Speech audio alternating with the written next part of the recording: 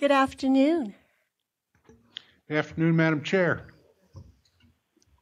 Good afternoon, Executive Director, and everyone up north. It's a beautiful day down here. I hope it's lovely there for you. I'd like to go ahead and, are we waiting for anyone? Oh. No, we're prepared to begin. Excellent. We're really proud. We think all three of us did really good this time, came in right on time. Starting with our call to order and now roll call. Just before roll call, I'll go ahead and welcome. I'd like to take a moment. First, though, to thank Erin. Appreciated her time with us very much.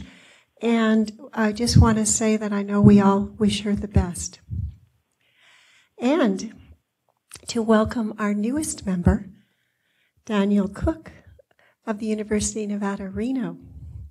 Faculty, and he was appointed by our governor.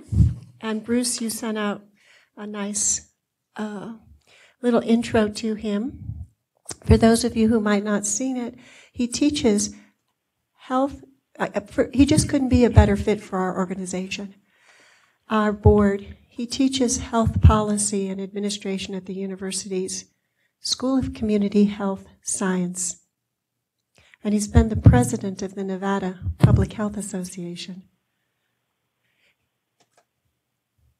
He's currently the chair of the Healthcare Ethics for Nevada Center for Ethics and Health Policy.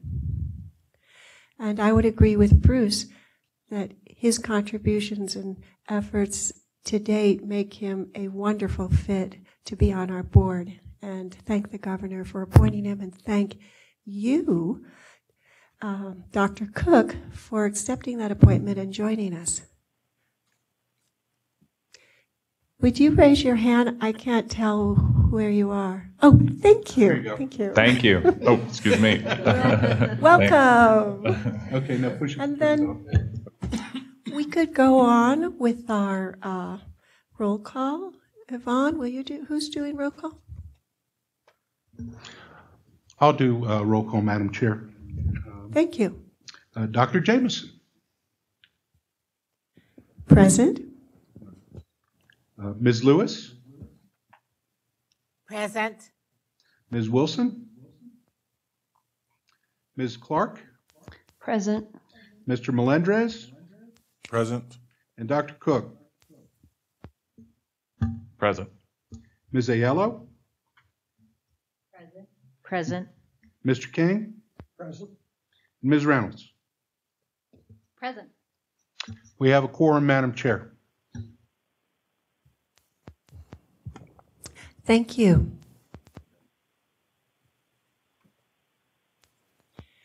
I would like to ask for approval on the minutes from April 14th, 2016, if we have a motion. Madam Chair, we need to do public comment first. Oh, I'm so sorry. Thank you for reminding me. Oh, that was certainly a warning not to forget public comment. Do we have anybody? We always start with the north. Let's start with the south. Do we have anybody in the south who would like to make public comment? Executive Director, Mr. Gilbert, we have no one down here. Do you have anyone in the north who would like to make public comment? Thank you, Madam Chair. There's no one in the north who would wish to make public comment. Very good. Thank you. Public comment for now is closed. We'll come back to that at the end of the meeting. So, revisiting our minutes from April 14, 2016, that I hope everybody had an opportunity to review. Do we hear a motion? Motion to approve? Was there a second? Elevon Lewis, I second the motion. And was there any discussion on any parts of the comments discussion? Then everyone in favor of passing those minutes? I don't know if it's discussion, but I'm just not going to vote since I was absent that day. Thank you so much. One abstinence. Thank you. Now, our favorite part, which always gets us plugged in to our meeting so well, our executive director's report, Mr. Bruce Gilbert.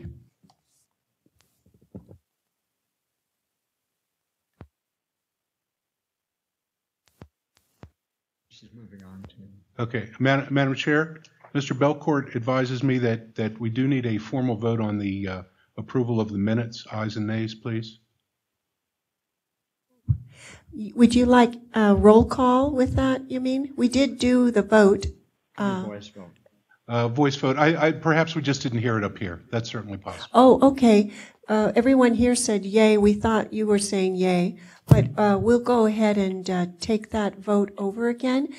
Can you hear me now? Yes, thank you. Okay, good. Everybody in favor of the motion Jose Melendres made to pass the minutes from April 14, 2016, seconded by Levon Lewis, say aye. Aye. Anyone opposed? And anyone abstaining? We have one abstinence. I mean, I should abstain also, like Valerie, because I was not here. Okay. Is that, are we okay with that? Is that enough people to have passed it? Yes, thank you, Madam Chair. I've inquired of Mr. Belcourt, and he tells me that we do have the necessary votes for it to have passed. Oh, thank you.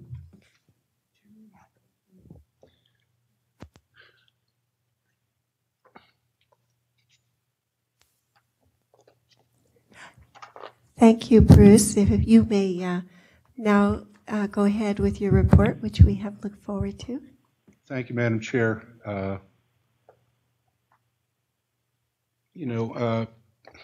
These are interesting and exciting times, I think, here at the Exchange. I was thinking about this yesterday, actually.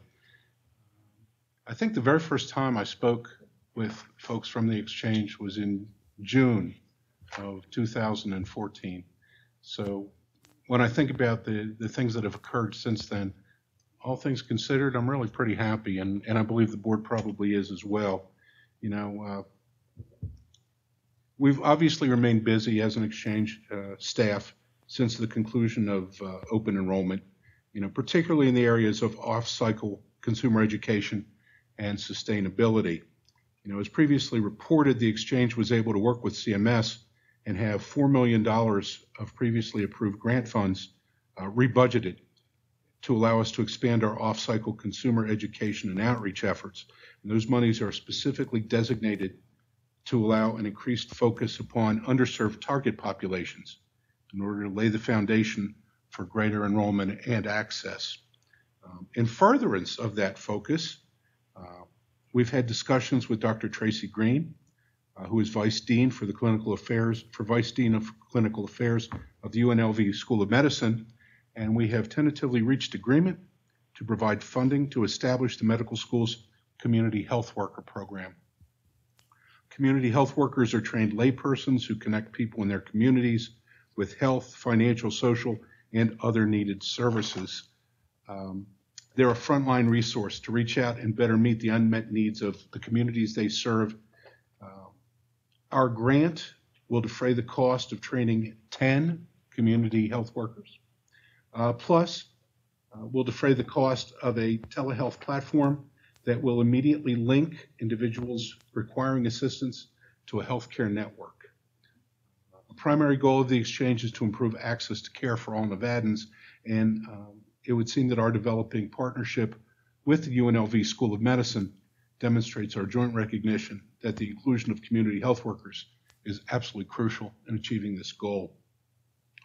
Also, when last we met, I indicated that staff would continue to research and collect information on commercially available, proven, less expensive alternatives to the federal technology platform and call center that would both lower our costs and provide the Exchange with ad hoc real-time reporting, which in turn will allow us to better target our marketing and messaging. That effort is, of course, ongoing, and we continue to review potential alternatives to the Federal Technology Platform and Call Center. Staff is certainly confident that we'll be able to provide additional information sometime within the next 2 months, along with a recommendation on a path forward which will assure our long-term sustainability. Finally, we've been working to develop new guidelines for producers wishing to be certified to sell plans through the exchange in an effort to both make a partnership with the exchange more meaningful and to better protect Nevada's consumers. The revised guidelines are intended to help the exchange assure that consumers are protected from activities that could mislead or confuse consumers or potential consumers, or in any way misrepresent the exchange, its carrier partners, or their products or plans. We are also developing guidelines for web brokers, and a web broker is defined as an individual, agent or broker, or group of agents and brokers or company that provides a non-governmental website that assists consumers in the selection of qualified health plans and the enrollment process.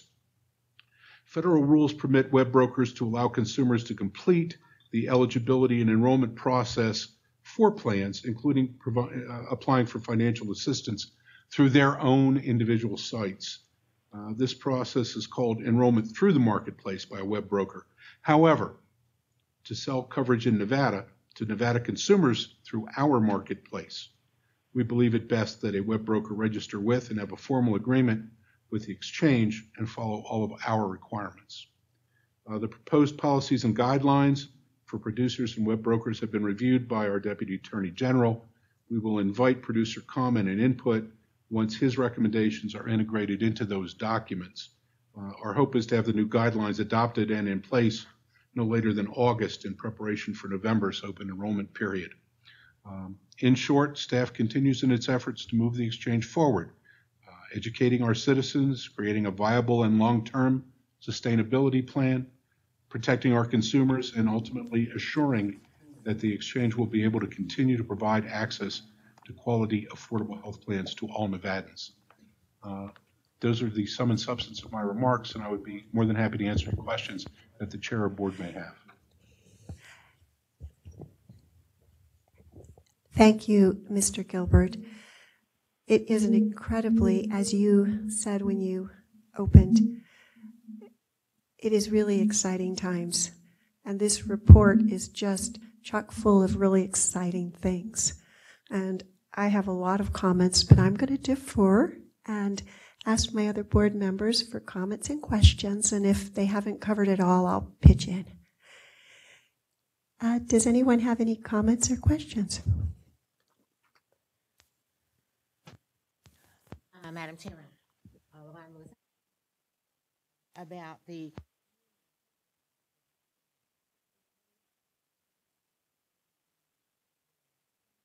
or in the north or both areas. That's one question. Mr. Gilbert, did you hear that question? No, ma'am, I'm sorry, I did not. I'm not sure that... Yes, Ms. Lewis was asking a question about the community health workers. You had mentioned in your report there would be about 10, and I appreciate that additional information. And she was wondering where they will be trained and placed. Will it be in the north or the south? Or both. Or both? Thank you, Madam Chair. Bruce Gilbert, for the record. I don't have an answer to those questions today. We've only begun talking with Dr. Green. I do know that we have made overtures to the University of Nevada, Reno, and also to Truckee Community College as well. So in the event that it did not appear that there was coverage in both North and the South, one of the things that we intend to do is to assure that that does in fact occur. Mr. Gilbert, Ms. Lewis? Elon Lewis for the record.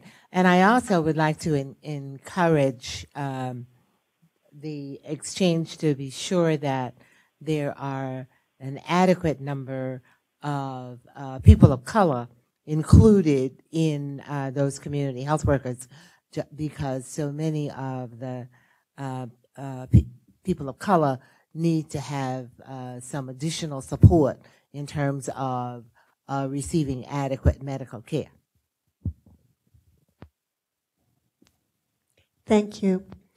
I'm just expanding along what Ms. Lewis was saying.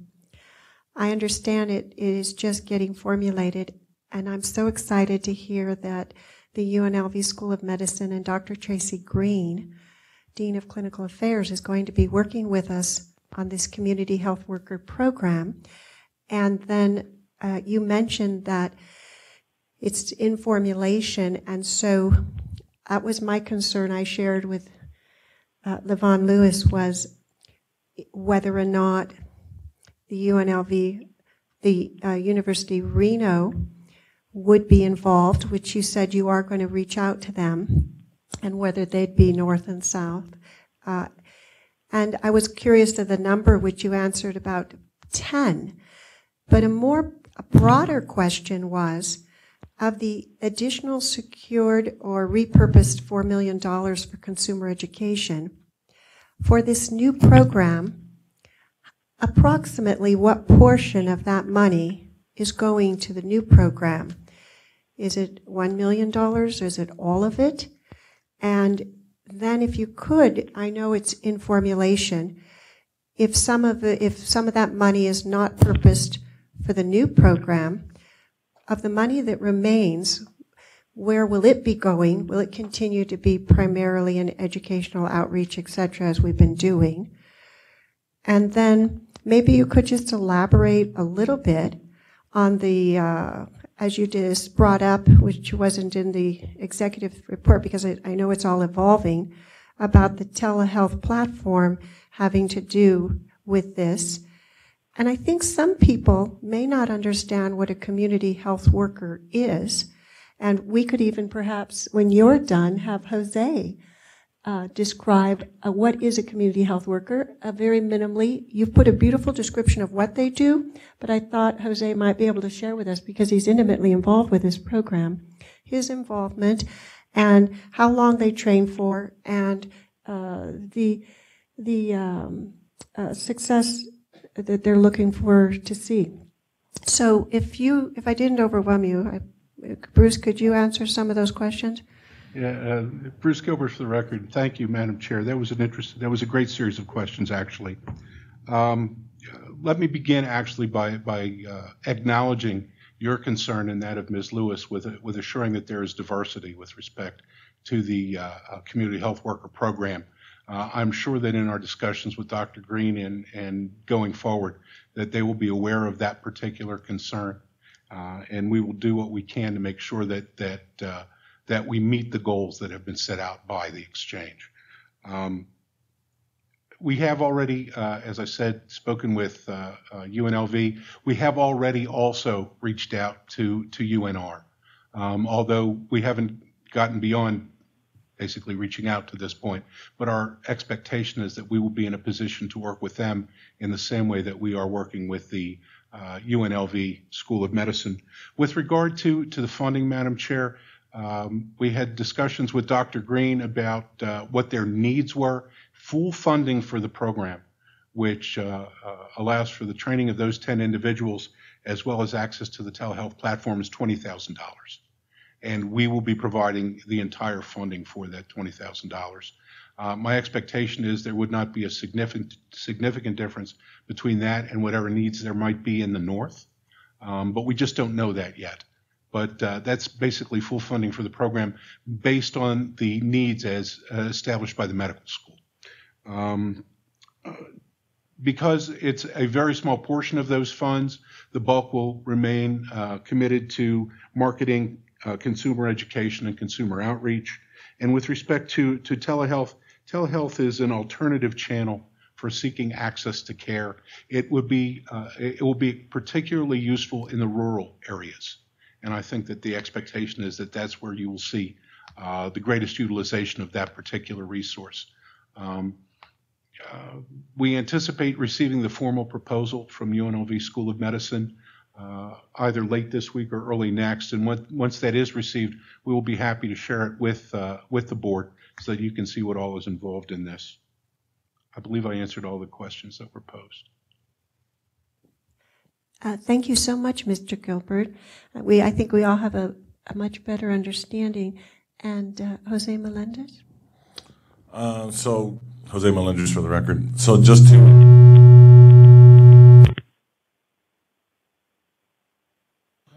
So,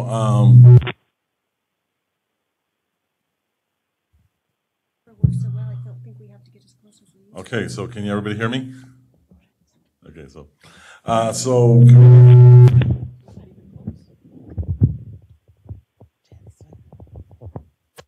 can everybody hear me now?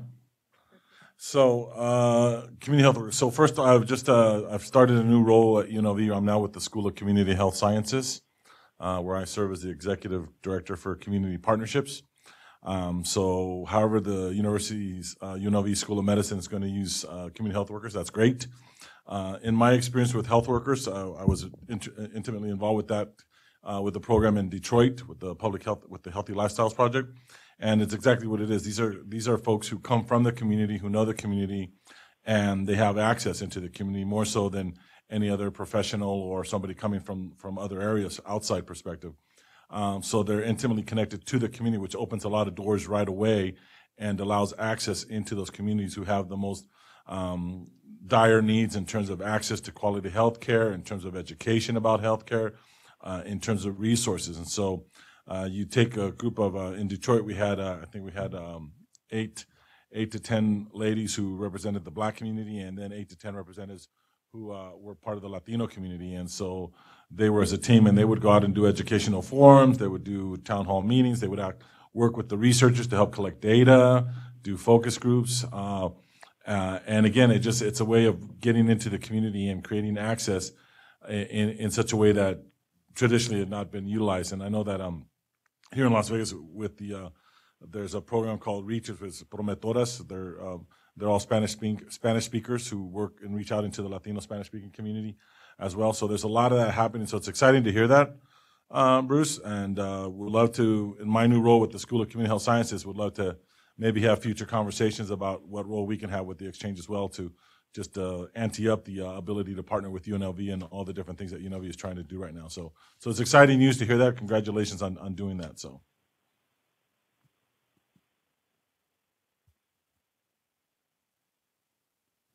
Testing. Thank you so much. That was very informative.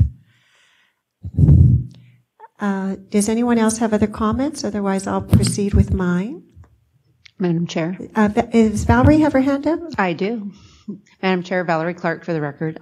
I was just interested in reading about the web brokers and would very much like to learn more about that and maybe recommend that some of the more active brokers on the exchange could be part of maybe a focus group or some sort of a group where we could learn more about that program and how we might be of help and use in implementing that.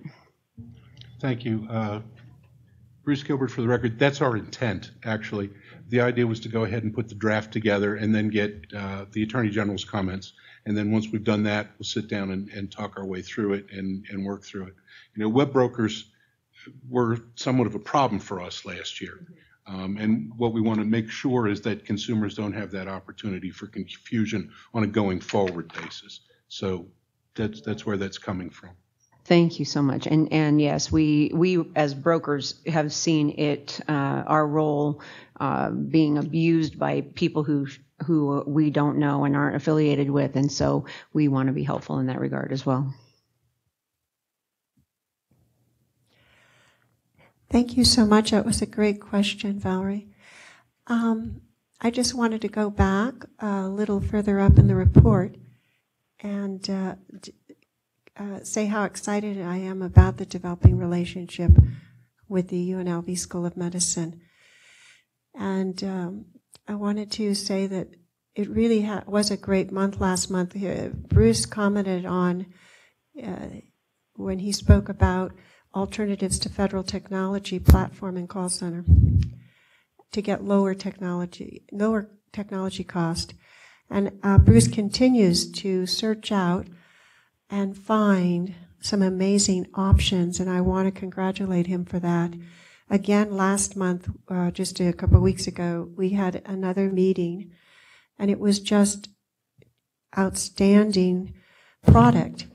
And Bruce is working hard to look at all to look at all of our options and come up with some very, no doubt, excellent, these platforms are incredible, and affordable options. And I wanted to thank you, Bruce, for really thinking out of the box.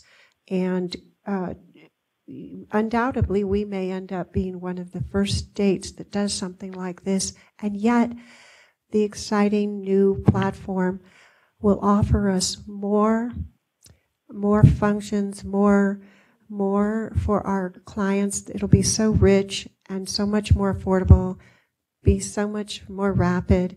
And Bruce, I'm just, I didn't think I could be more impressed. I said this last month, but your last interview that we did, which we'll tell us more about later, they just keep getting better and better. So moving on to the revised guidelines intending to help the exchange, I agree. I'm very excited about this, and I compliment you for creating these new guidelines.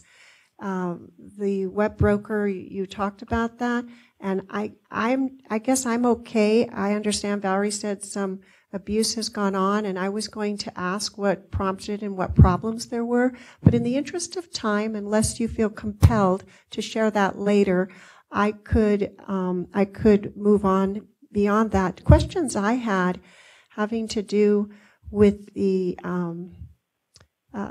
including applying for financial assistance done, how will it affect, or will it at all affect the Silver State Exchange 3%?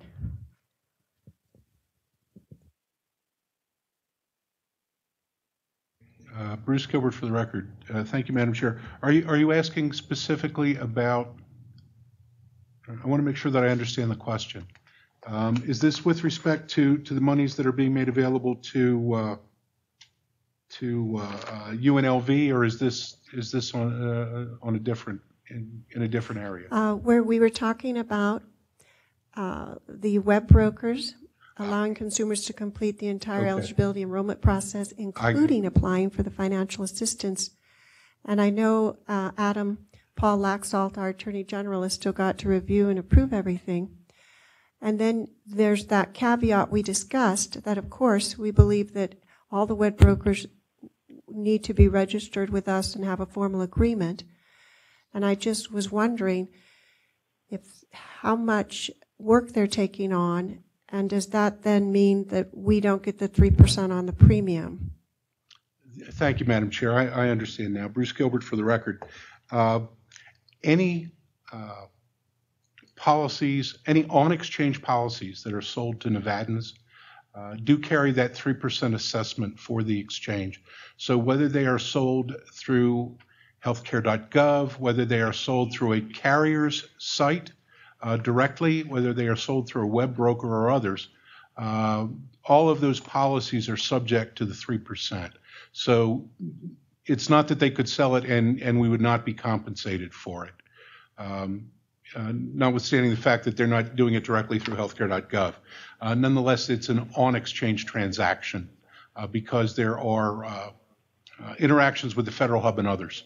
And ultimately, it's a situation where the policy is, in fact, subject to the user fee. So it has no impact in that particular area. Although, and this is what I assumed, but we say never assume anything. Although if the web broker, because as Valerie said, we don't have a really good grasp of all this yet and what it will encompass, and if it is approved. So essentially someone could go on their site and go all the way through the process, though. Is that right? Thank you, Madam Chair. Bruce Gilbert for the record. That is correct. The greatest issues that we deal with in terms of web brokers are twofold. The first is transparency. One of the things that web brokers don't always do very well in terms of their sites is explain what their financial remuneration is, or whether they have contracts with all of the carriers in the marketplace, which is something that we require from the brokers. And so it's very easy for somebody to be steered in a particular direction through a website as opposed to sitting in front of a broker. And that's one of the concerns that we have. The other concern that we have is that many times these web brokers offer other products and services, whether they're short-term policies that are offered rather than an ACA compliant policy, or they'll try and sell them other products. And the third problem that we have, I said two before, but I fibbed. The third problem that we have is some individual web brokers create sites that are intended to look as though the consumer is dealing directly with the Nevada HealthLink or the Silver State Health Insurance Exchange. That is significantly problematic to us. We don't want the consumers to be confused in the marketplace. And so we're going to be utilizing these processes and tools to minimize the potential for that to occur. That was so helpful. I feel a little more comfortable with everything now. Did anyone else have follow-up questions on our executive director's excellent activity and report on that activity? Thank you so much, Mr. Gilbert. I would like to now go to the discussion of our semi-annual fiscal and operational report to the governor and legislature. Thank you, Madam Chair. Bruce Gilbert for the record. As the board is aware, we're required twice each year to provide a written fiscal and operational report to the governor and the legislature that sets out what we have done over the course of the prior 6 months. The letter is, frankly, a form letter, which follows the format which has been used previously with respect to letters that accompany these fiscal and operational reports. And then the fiscal and operational report itself follows in the next tab. If you take a look at it, it's really fairly encompassing. We're talking about a period that runs from about the middle of open enrollment to on or about the end of this month. So there's a fair amount of information that's contained in it. We talk about our open enrollment efforts, and we talk about the preparations that are being made for the next open enrollment period. We discuss working on plan certification for the upcoming open enrollment and indicate that all of last year's qualified health plan issuers will again offer policies through the exchange for the upcoming plan year. We provide information with respect to the enrollment for plan year 2016, which, as everybody understands, was uniquely successful. We enrolled nearly 90,000 consumers, which was a 20% year-over-year increase, and frankly, one of the largest percentage increases in the country. We also assessed 21,000 Nevadans and determined them to be Medicaid or CHIP eligible and transferred their information to the Division of Welfare and Supportive Services. So as you can see, we actually served over 100,000 consumers last year in the course of what we were doing. 109. We were also able to state that the largest drop in the uninsured rate for children in the country occurred here in Nevada. And additionally, we had a very significant increase in the number of insured Hispanic adults as well. There's the normal information with respect to the board and with respect to the staff. We have the same number of staff that we've always had. That hasn't changed any. We did include marketing campaign highlights for the plan year 2016 open enrollment and provided information with respect to impressions delivered and PR media relations in our outreach campaign. There's a section in here also with respect to our off-season marketing campaign that discusses our creation of a campaign off-cycle geared toward identifying and reaching target audiences needing further education and influence so that we can increase enrollment during the upcoming and our fourth open enrollment period. You'll notice that we do refer in here to and note that the upcoming open enrollment cycle occurs in the course of a presidential election year, which makes purchasing media extremely extremely expensive, and that we have been spending a lot of time talking about alternative media channels in order to continue to push our message, notwithstanding the number of political advertisements that we expect to see in the upcoming open enrollment period, at least through November. There's information in here on our navigators, in-person assisters, and certified application counselors. It notes that we currently have 2 navigator entities and an additional 7 in-person assister entities that we work with.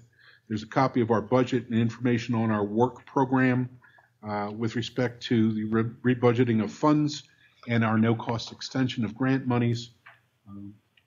We also indicate that we are in the process of building our budget for state fiscal years 18 and 19, and a very short discussion of the fact that we are self-funded.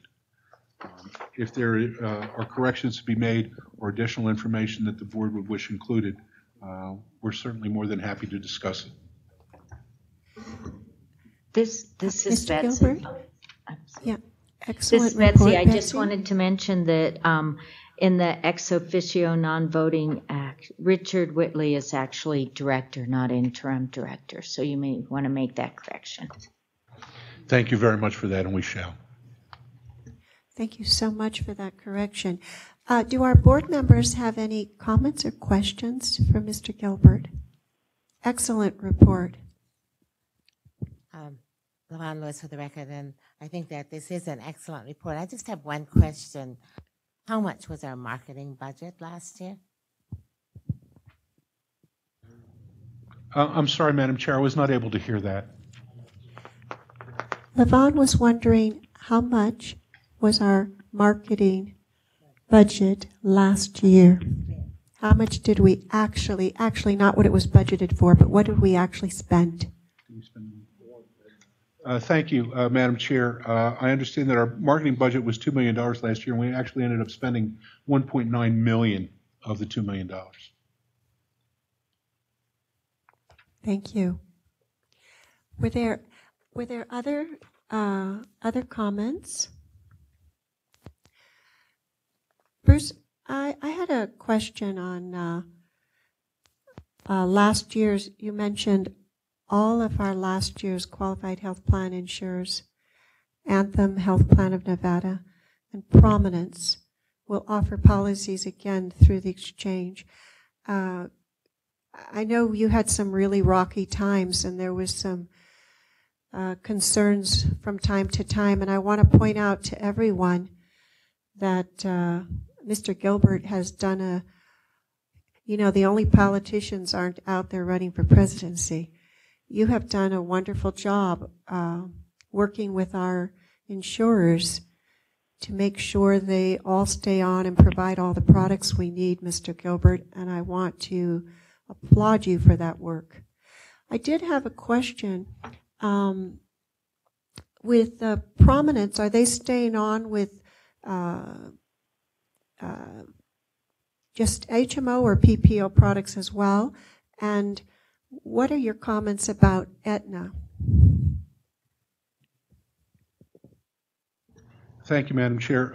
Let me start by acknowledging that it really takes a lot of cooperation in order to keep the exchange and product available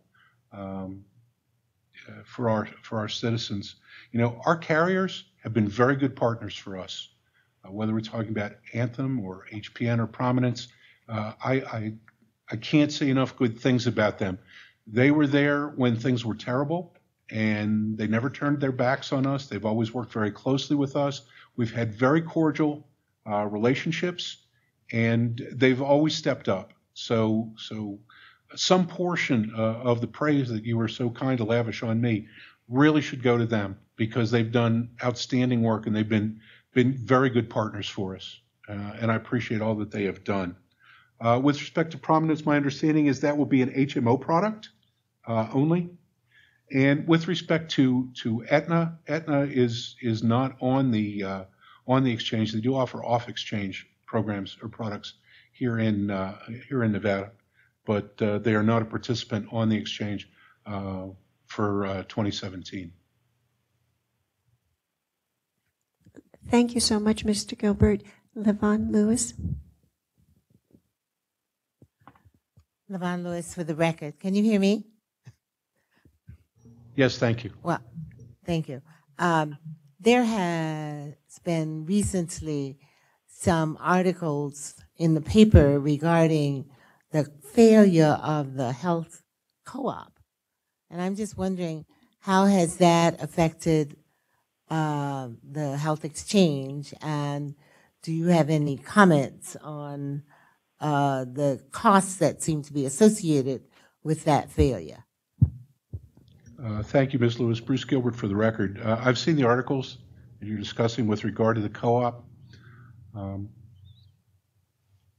Because they were not on the exchange in 2016, I think that if we were going to have seen any sort of impact on the exchange, it would have been the prior year as opposed to going into 17. We did not see a significant impact as a result of that. The co-op is currently in receivership. It's being overseen by the Division of Insurance. There's really nothing that the exchange can do or could do in order to assist consumers or make any change in what's going on. Mr. King is welcome to comment if he wishes, but there's laughter here as I say that.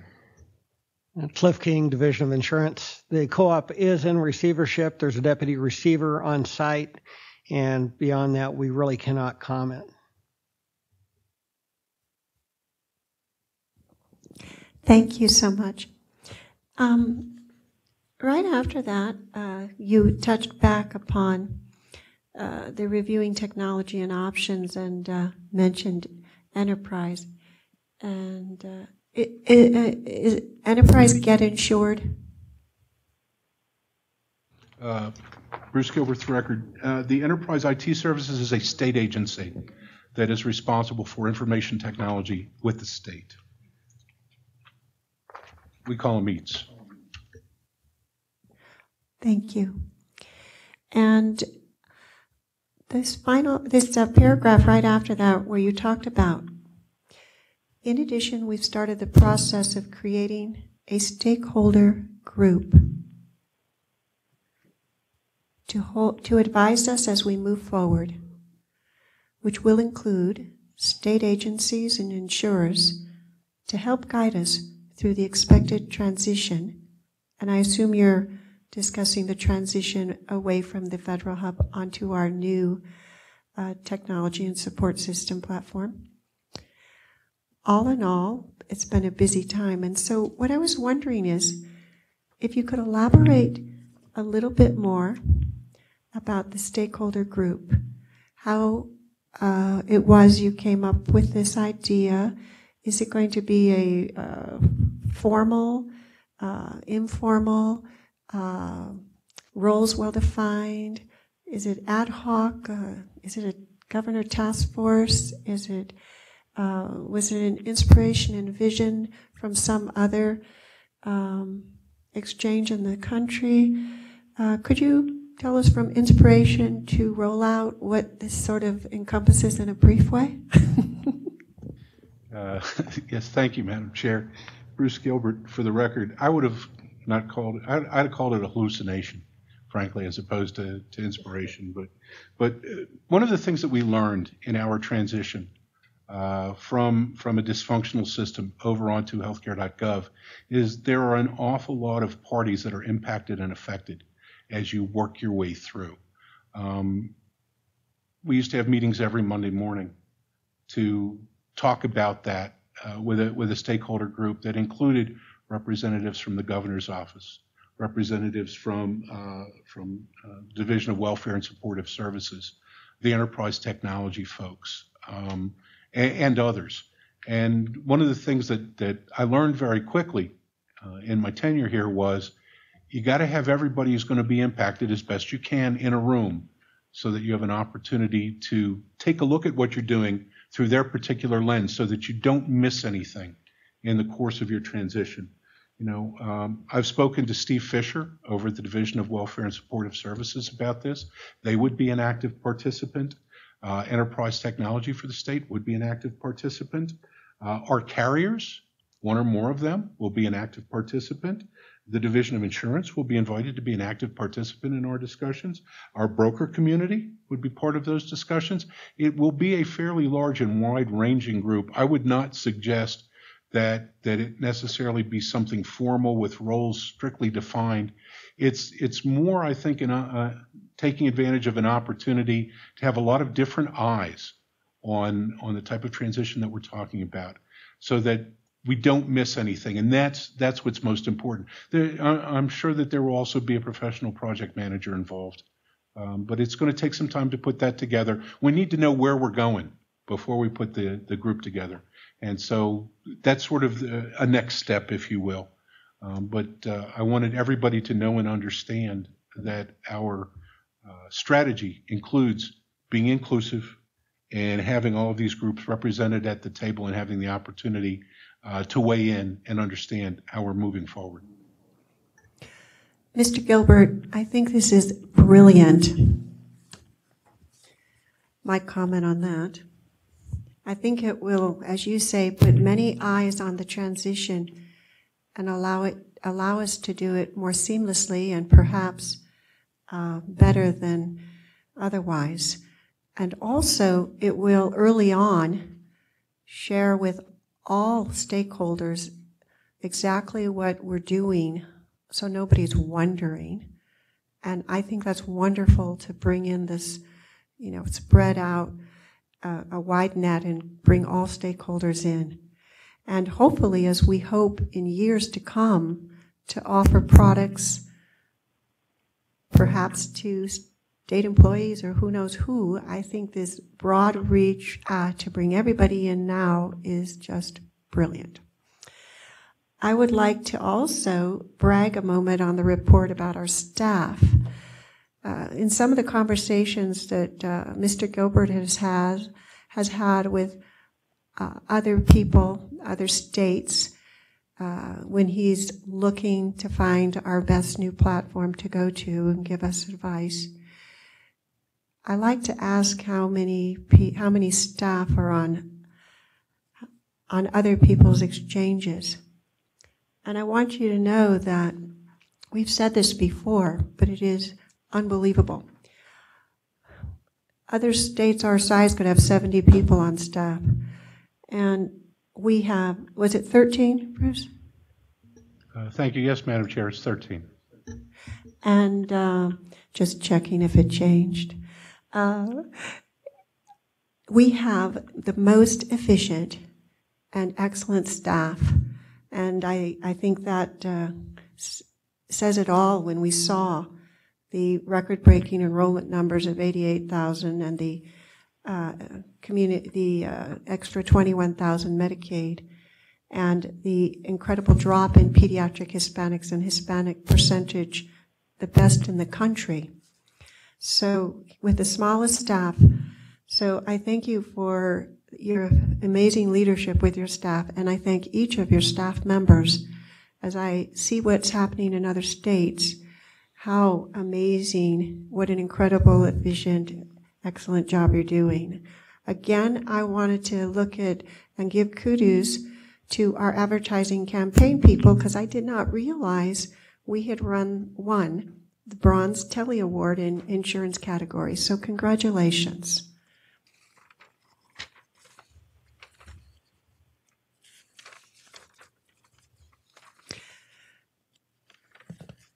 For now, those are my only comments. Does anybody else have anything else? Okay. Bruce, we're going to go ahead to the change in bylaws, and I'm not sure who you wanted to present that. Thank you, Madam Chair, and I'll be happy to do that. I asked Mr. Belcourt what the best way to proceed with respect to the letter and the fiscal and operational report, and he has suggested that the board specifically approve it and approve its submission. So if I might ask the chair to ask for a motion to that end, along with the correction as provided by Ms. Ayala. Thank you so much. I would like to request someone to make a motion to approve the report on operations that will be sent to the governor. Valerie Clark, so moved. Do I have a second? Second. Seconded by Jose Melendres. Everybody in favor, say aye. Aye. Any opposition? Thank you so much. It's passed unanimously. And now for the bylaws. Yeah, thank you. Thank Mr. you, Madam Gilbert. Chair. Bruce Gilbert, for the record. This is as much a housekeeping item as it is anything else. And it has to do with the way that the bylaws were originally written and the initial expectations with respect to the exchange and how it would interact with the executive director. Basically, the bylaws as they currently exist indicate that the board shall appoint an executive director and that the executive director will sign an agreement approved by the board that sets out his or her authority, his or her responsibilities, and the timing and manner of the executive director's performance evaluation. I have recommended that we strike the second sentence of the bylaw so that it simply reads that pursuant to the appropriate statute, the board shall appoint an executive director who's responsible for the administrative matters of the board. And the reasons for my recommendation are fourfold. First, there would not seem to really be any need to have the executive director sign an agreement. I've never signed one, and yet here I am.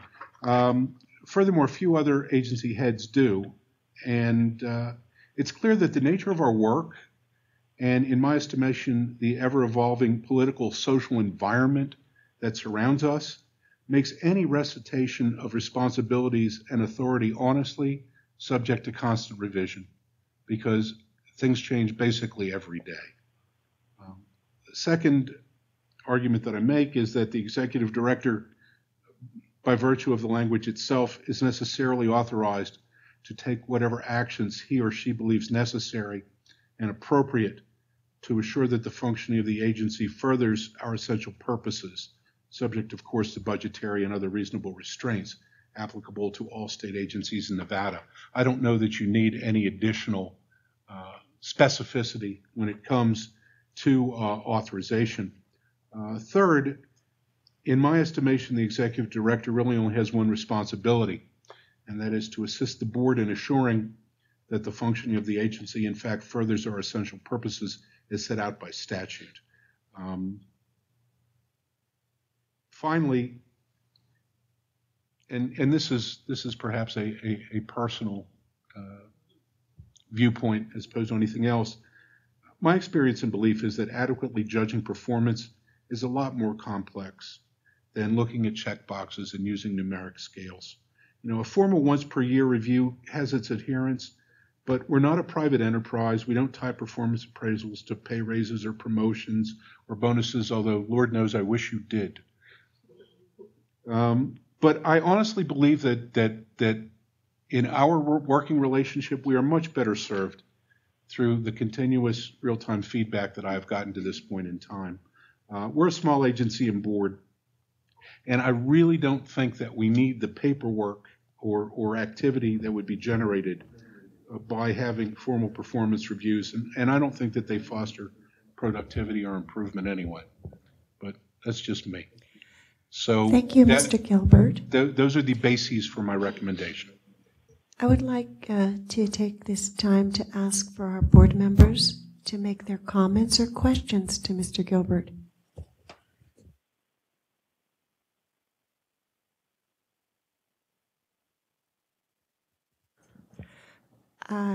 Valerie, did you want to say I something? just have a quick question for clarification. Sorry. I just am curious. Sorry, I'm trying to get this to stop buzzing. Voodoo. So is the job of the executive director to, when the board votes something in a certain way, and it's in the motion carries and we've set a directive, if the executive director doesn't agree with what the board has voted on, what where would you, what happens after that? Thank you, Ms. Clark. Bruce Gilbert for the record. Happily, that's never occurred. But even if it should, the role of the executive director is not necessarily to substitute his judgment for that of the board. You know, it's like we're on the deck of the Starship Enterprise, and you say, "Make it so," and that's what I do. So I don't anticipate, and I have not seen a situation where there has been a dichotomy in interest, if you will, or decision making between the board and between the executive director, nor could there be, because ultimately it's the board has authority to retain an executive director or relieve him or her of his or her duties. So my expectation is that the board sets policy, and it is up to the executive director to bring that policy to fruition. Okay. And I don't foresee any issues either. I just, you always wonder, where that line really is. And so I appreciate you clarifying that. Needless to say, of course, I have a comment, and I would like to say that this is my personal comment and doesn't mean it speaks for the board. But I'm happy not to have to fill out your assessment, performance, evaluation, and review. I think you do an outstanding job, and I just don't know why you wouldn't want to have in file a performance review that just says excellent, excellent, and brilliant on it, but that's your choice. I do believe what you say is true, that as we go, you get continuous feedback, whether it's from the governor or his executive director, whether it's from our board. And in this particular case, although I don't think it's true in every case, I do think there are places for performance evaluations. I would agree with you that I think this is a great bylaw revision, and I would do not think that this is necessary, period. Thank you, Madam Chair. And if I may, one of the reasons that this recommendation was made is because as we go through our endless series of audits and are endlessly told about our shortcomings, one of the things that came to my attention is there is a gap between what our bylaws say that we do and the way that we actually operate. And since I get to have people tell me about all of these gaps, it appeared to me that it would be in our best interest as an entity to get rid of those gaps. And if there's no reason for us to follow the bylaw as it's currently set out, then I would just as soon make it a point of non-contention, if I may. And the other thing is, by making this change, the board still has the opportunity, and the board still has the right, if it wishes, to conduct a performance review. It's not being negated by the change that I'm suggesting. It's squaring up our bylaws with our actual practice. Thank you, Mr. Gilbert, and actually that is precisely what I was going to say. And then the other comment I wanted to add was, I know in some bylaws, and I apologize that I haven't done any recent review of our entire bylaws, some organizations, in order to pass motions, only require a quorum, but many organizations, to have a bylaw change, require 2/3 or 3/4 of all board members. I just wanted to make sure where we stood on that and whether we have everyone present to do so.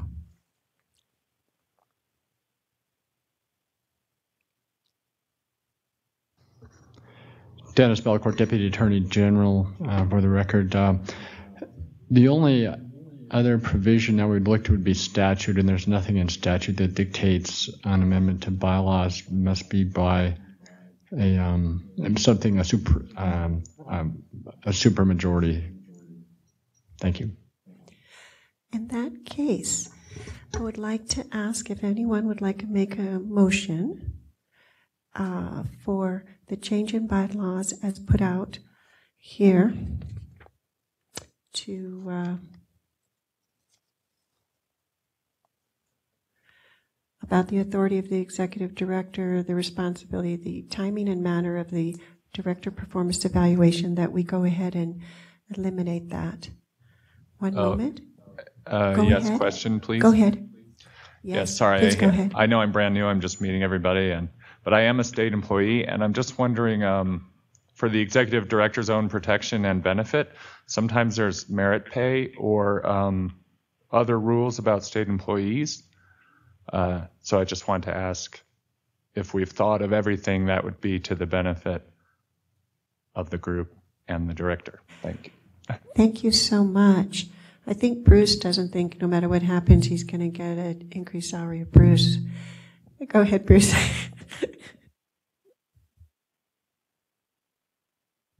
Valerie Clark, for the record, I'd make a motion to approve the change in the bylaws for the June 9th, 2016 outline. Thank you, Valerie. And do we hear a second? Second.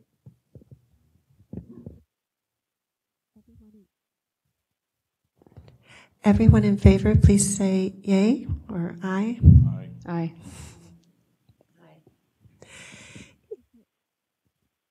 Is there anyone that opposes this? Any abstentions? Thank you. The bylaws passed. Madam Chair, may I ask, because we couldn't tell here, who was the second to that motion, please? Jose, Thank you very much. We just want to make sure the record is correct. thank you.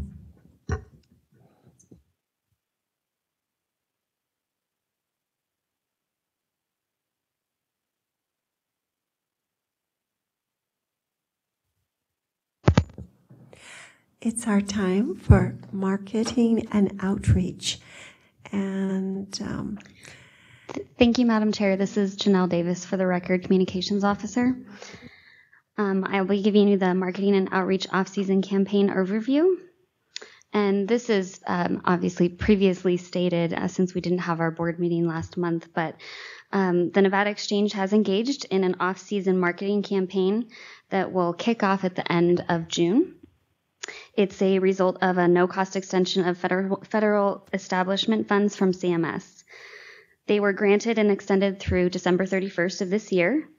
The off-season campaign elements were developed in order to focus on consumer outreach and education designed to target the remaining uninsured population.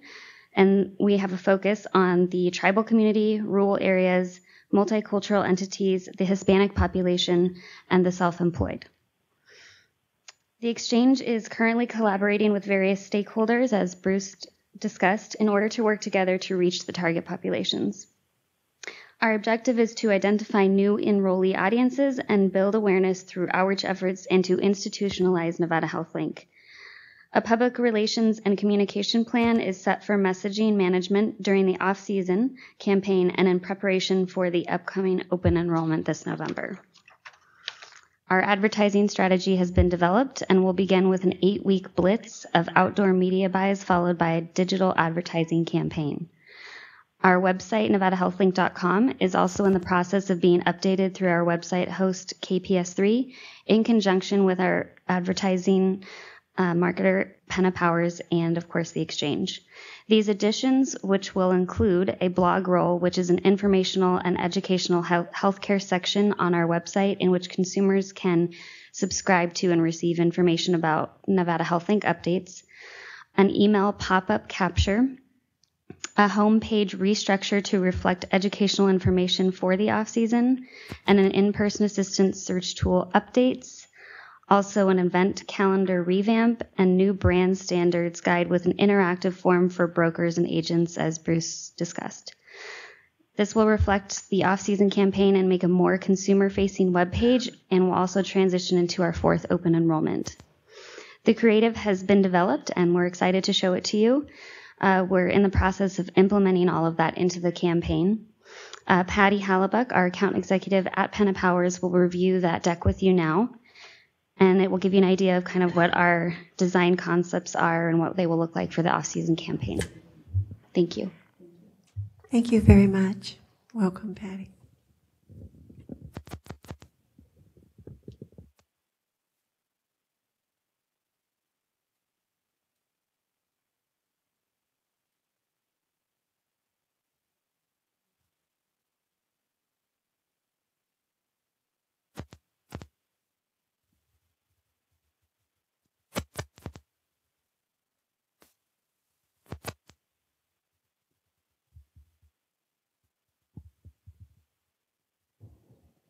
Good afternoon. This is Patty Hallebuck with Penna Powers. Sorry about that. As Janelle mentioned, she gave you an overview. So the first few pages of the deck reflect basically what Janelle just indicated for you. So pages 1 through 3 are kind of a recap of what Janelle said and also what we talked about in our last board meeting. So I won't go into detail there. Starting on page 4, I'll give you a little bit more detail on our media strategy. As Janelle mentioned, we're focusing on a 2-pronged campaign with both a billboard, outdoor billboard blitz, as well as a digital online campaign. There will be 2 8-week flights for the campaign, and it will kick off at the end of June. We believe that, as mentioned before, outreach is key to this off-season campaign, and also mentioned before, being a political year, we want to be mindful of our dollars spent. And with inflated media costs due to lack of inventory, we feel this is the best way for us to go. On the digital side, our plan is to implement 15-second videos focusing on 3 specific messages. Digital performed very well for us in the last campaign. The inventory is not affected by the political season. It's still a very viable and available inventory, so we don't have the cost effectiveness issues there. It's also very highly targetable and measurable as well. The digital advertising campaign will be the second prong in our campaign, and it will launch at the end of August and run through the end of October. We will utilize Facebook and YouTube for our videos there. Moving on to page 6, just a quick update on social media. Social media has been ongoing. We made great strides last year in this area, and we want to keep building upon that. In addition to what we have going on currently, we're in the midst of launching an email capture campaign on Facebook. This will allow us to actually capture email addresses of our followers and enable us to engage in ongoing conversations on a more intimate level with them as we move forward into open enrollment. We'll target that by zip code. We estimate capturing about 2,600 email addresses, and we've already captured several hundred at this point. I also wanted to mention that something we're testing is specific Spanish language content, targeting our bilingual and secondary Spanish-speaking residents in Nevada who are on Facebook, so we can target it that way.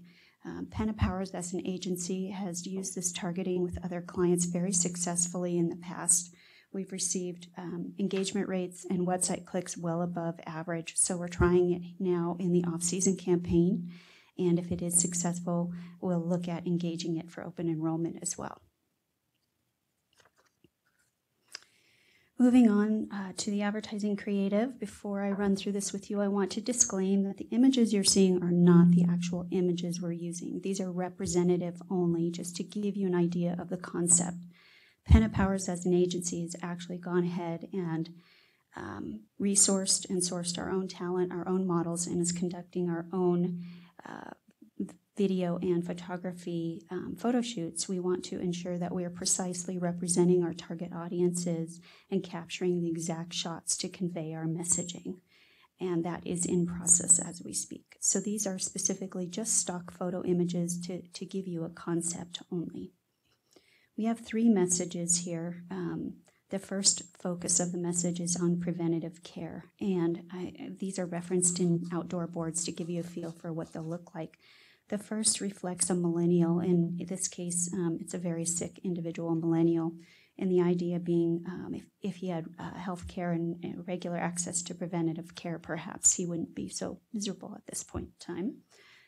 Our call to action with this campaign is get in the know at nevadahealthlink.com. So we'll be driving our audience to visit nevadahealthlink.com, where they could take advantage of some of the new website implementation items that Janelle mentioned earlier.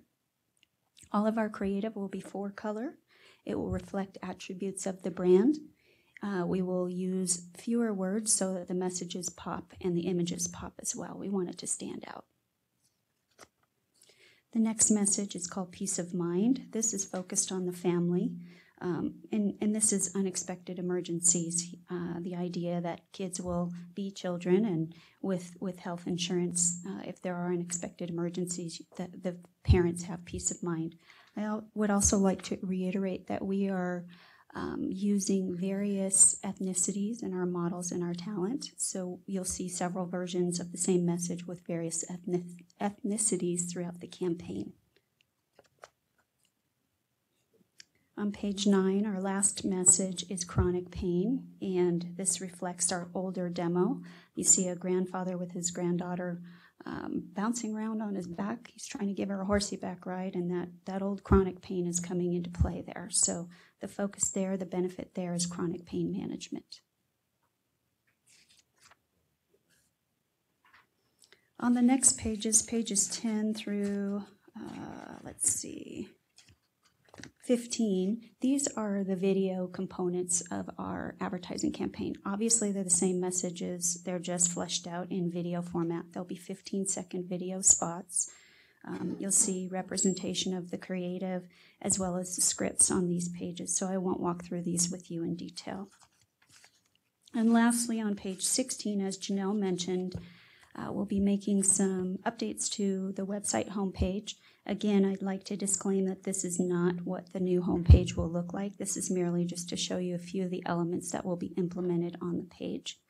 And as Janelle called out, there will be several additions to the website. The idea is that since we are drawing our audience to visit NevadaHealthLink.com, we want them to go to a place in the off-season where there's still interesting and relevant information for them to visit and utilize in the off-season. On page 17 is a little bit of an overview on our awareness piece of our campaign. Two other things that we are looking at to help build awareness. We started capitalizing on this in the open enrollment, and we did a great job, I think, of building on some awareness. So we want to keep that going. We're looking at various sponsorships where it makes sense to utilize and partner with some of our partners statewide to give us great exposure. And one that we found that we've aligned with is Art Town in Reno. If you're not familiar with it, it's a month-long event in Reno, goes the month of July, and it focuses on the arts and culture. It's great exposure for us. It gives us multiple opportunities for exposure. And with our festival sponsorship, we are in the company of other high-level sponsors, including UNR, KNPB Public TV, KUNR, and the Nevada Arts Council. So we feel it's a great alliance for us. The other thing we're exploring for open enrollment is the possibility of using local celebrity alliances.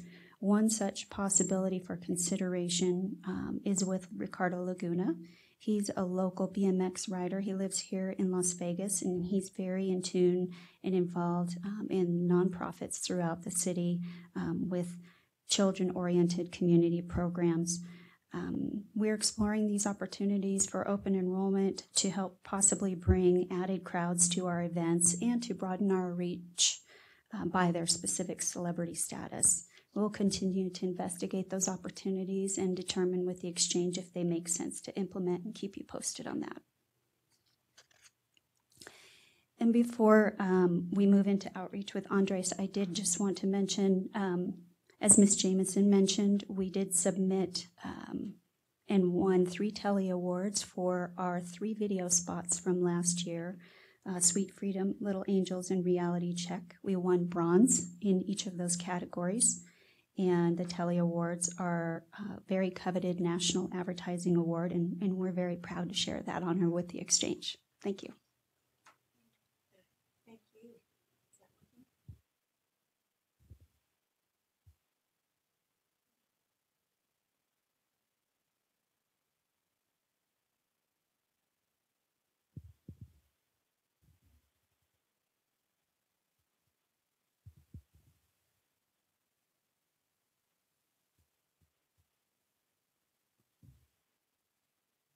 Thank you. Testing. Oh, there we go. There we go.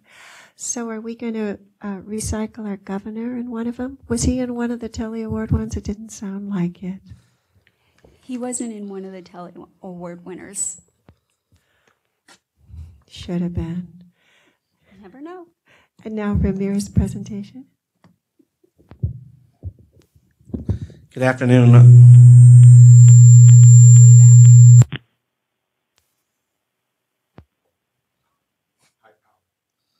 Stay way back. Is that what it is? So for the record, Andres Ramirez with Ramirez Group, and we should now be on page 18 of the marketing outreach deck you have in front of you. I am going to focus on the outreach portion, and what I want to start with is our guiding principles that we set out for the off-season campaign. This off-season campaign has more to do with education and awareness than actual enrollment, and so we wanted to make sure that we put together a plan specifically focused on that. And so it focused on statewide coverage. We wanted to make sure that we reached people everywhere, that we looked at quality over quantity, not just doing a bunch of events, but the right kind of events that reached our target audience, and that these events have mostly locals as opposed to just some of these large festivals that happen in Las Vegas that have a lot of tourists in them. So we wanted to be mindful about the types of events we were doing so that the exchange was using its resources and its funding efficiently and effectively. So those are our three guiding principles. The targeted audiences for this off-cycle campaign are Hispanics, millennials, rural, tribal, self-employed, and other ethnicities. So we have tried to go out of our way to reach these specific audiences in our outreach and education events. We also know that during previous efforts, we have not been as active with some of our rural and tribal events. So we're doing a little bit of overcorrection and doing more events in some of those areas to make up for the lack of presence we've had previously. But so that's the events that we have, and this was submitted as of May, so we have more events on here now than we did when this report was originally submitted. But you can get a sense for how we're looking for the events that match our target audiences.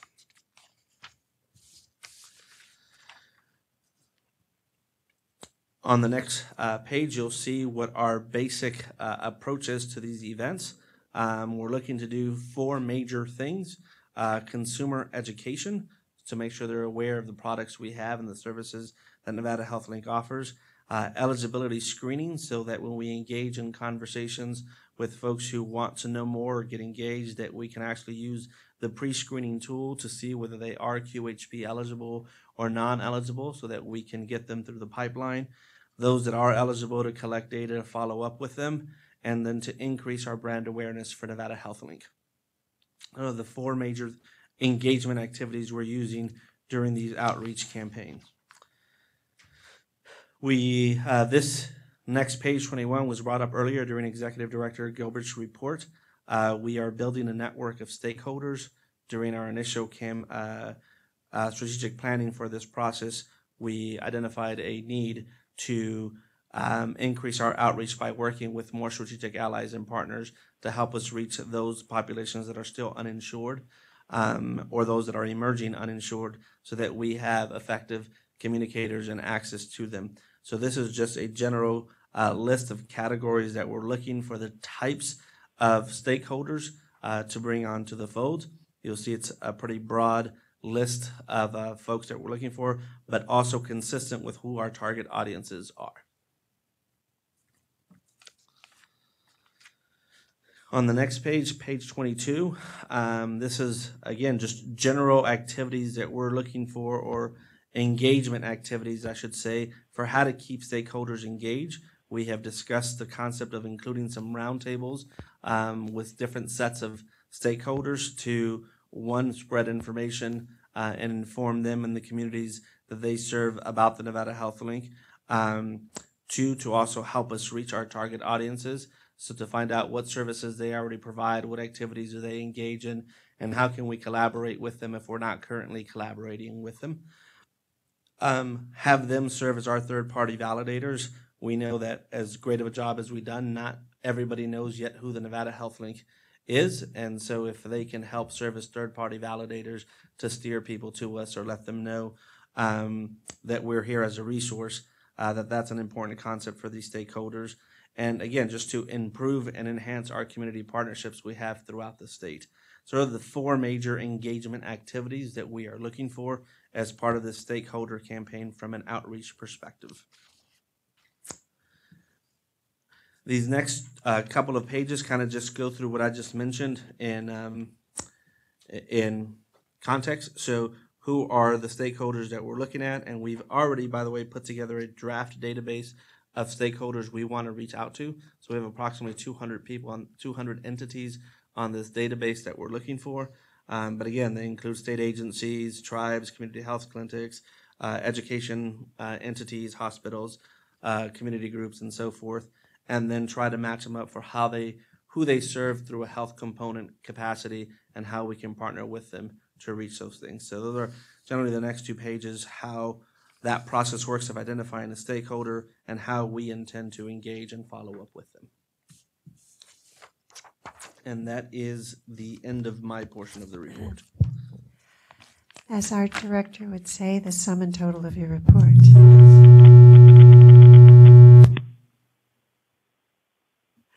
Thank you, Mr. Ramirez.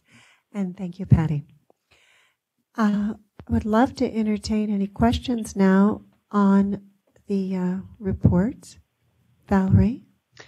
Just one observation and maybe, I take it back. I didn't see the word physician groups. I see healthcare providers, so you are addressing that. I think primary care physicians are a first line of information for this program. So I'm hoping we're focusing heavily on primary care physicians throughout the state of Nevada. Thanks for keeping us in mind.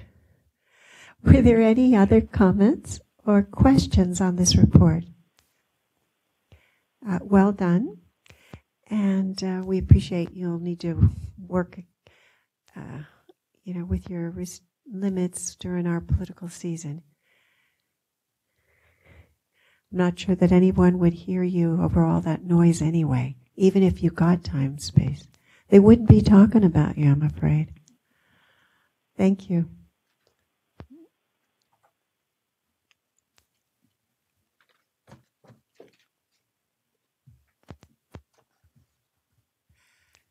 Discussion and possible action regarding dates, times, and agenda items for future meetings. Would you like to share with us the next date set? Future date?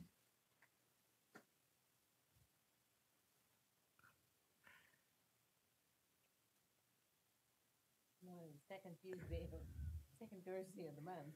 Yeah. Well, is it...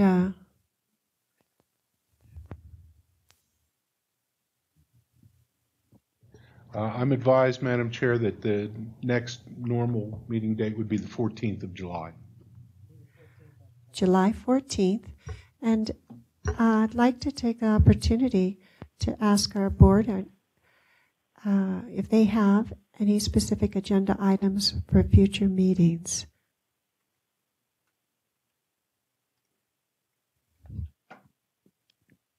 I just have a very quick question. I think I know the answer, but I want to confirm.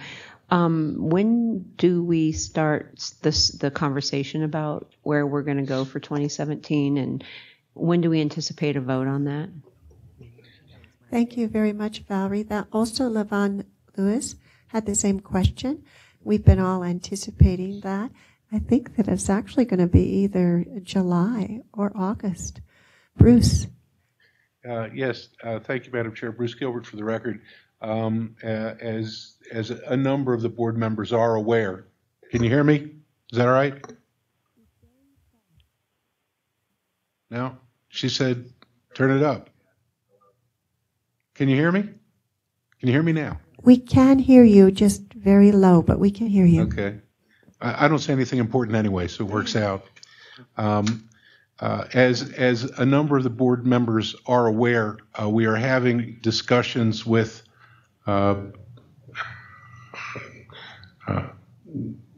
companies that, I'll just do this in sign language if it's all right. We're having discussions with companies that operate exchanges in other states to see what may be out there with respect to the way the platform works, the way the platform looks, how it interacts with carriers, with brokers, and the consumer-facing portion of those platforms. We're also having some very global discussions with regard to anticipated cost for those systems as well, because we want to be able to come to the board and say, we believe, and the board will be able to see all of the various options that are available to us, obviously, but we want to be able to say to the board, here's our recommendation, here's why we're recommending it, here's how I know that we can afford it, which is probably the most important of the points to be made. Don't ever want to put us in a position where we like something and it's like the Rolls Royce that's driving down the street. We can't afford it because it doesn't belong in our discussion at that point. My expectation is that either in July or maybe August, but one of those 2 months, we'll be in a position where we can have a series of demonstrations, if you will, either for us as a group or for individuals, and then gather together and the staff will make a recommendation. So either July or August, our runway really needs to start no later than September. So that's where we are. Thank you so much, Mr. Gilbert. And I would again say it is exciting, the options that are out there. But I would also like to say it would have been easy to pick the first, second, or third one, which were excellent and looked cost effective. But indeed, as you will unfold to you in July and August, our executive director has had a bold and innovative look at this, and he's coming up with something a little bit different than any other state if it comes to fruition, and I think it will be a beautiful thing. So having said that, if there's no other agenda items, I would like to ask now, we'll start with the north, if anyone up there has public comment. There is no public comment in the north, Madam Chair. Thank you, Bruce. Any public comment in the south?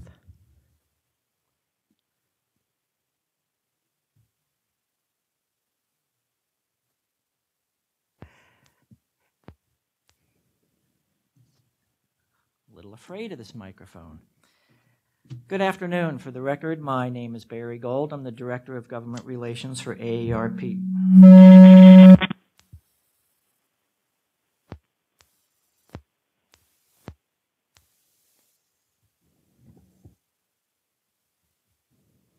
Let's try again from back. Oh, from back here. Can people hear me up there? Yeah. Okay. Okay, get to relax and lean back. This is like having a really bad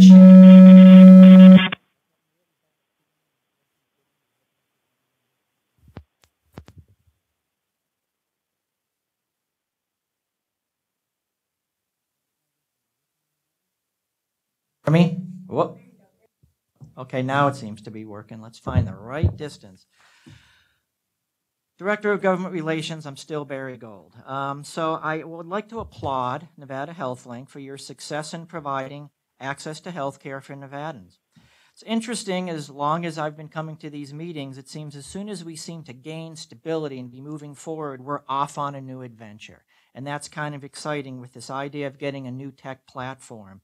I really like the idea when you're talking about having a stakeholder group to do that. Please be as inclusive as possible, because transparency is important as far as everyone who's involved wants to know about that, especially the media, as we know.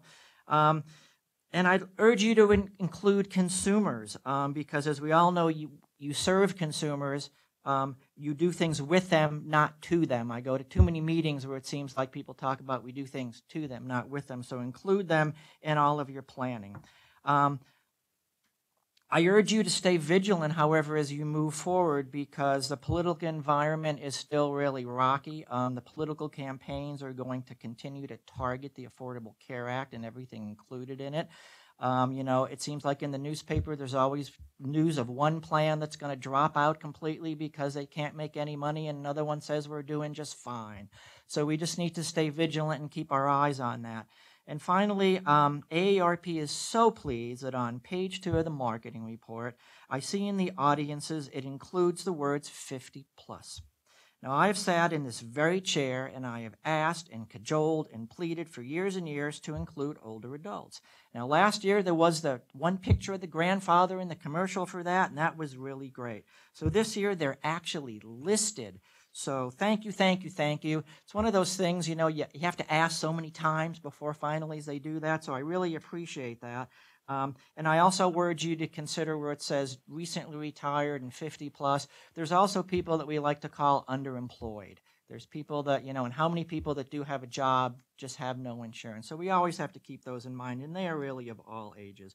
So AARP has been pleased to participate in the development, the implementation, and the evolving of Nevada HealthLink, and we really look forward to continuing to work together. So thank you very much. Barry, thank you for those remarks. And you're right. Always change, and the only thing constant is change. I think at this point, and that I would entertain the motion to adjourn. We are adjourned. Thank you, everybody, for all of your wonderful input today. And thank you again to Mr. Gilbert and his staff.